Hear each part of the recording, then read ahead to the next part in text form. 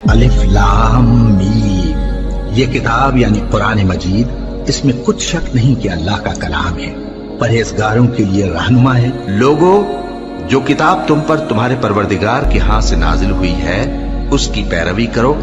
اور اس کے سوا اور رفیقوں کی پیروی نہ کرو،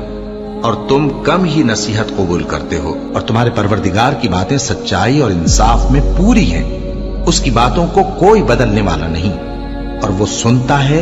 جانتا ہے۔ اور اکثر لوگ جو زمین پر آباد ہیں گمراہ ہیں، اگر تم ان کا کہا مان لوگے تو وہ تمہیں اللہ کا رستہ بھلا دیں گے،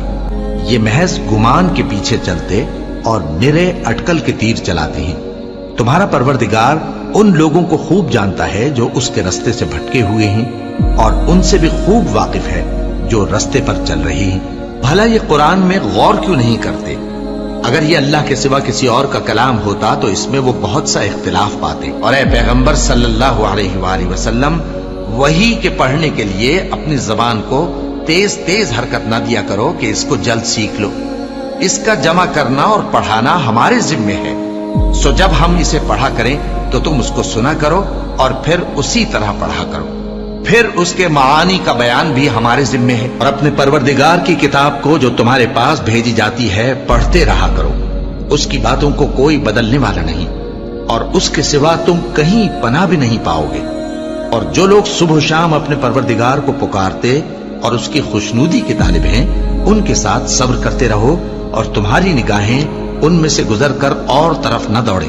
کہ تم دنیاوی زندگی کی رونقوں کے خواستگار ہو جاؤ۔ اور جس شخص کے دل کو ہم نے اپنی یاد سے غافل کر دیا ہے اور وہ اپنی خواہش کی پیروی کرتا ہے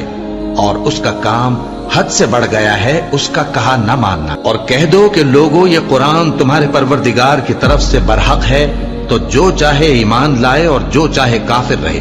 ہم نے ظالموں کے لیے دوزخ کی آگ تیار کر رکھی ہے جس کی قناتیں ان کو گھیر رہی ہوں گی، اور اگر فریاد کریں گے تو ایسے کھولتے ہوئے پانی سے ان کی داد رسی کی جائے گی جو پگھلے ہوئے تانبے کی طرح گرم ہوگا، اور جو ان کے چہروں کو بھون ڈالے گا۔ ان کے پینے کا پانی بھی برا اور آرام گاہ بھی بری۔ بے شک یہ کتاب نصیحت ہم ہی نے اتاری ہے، اور یقیناً ہم اس کے نگہبان ہیں۔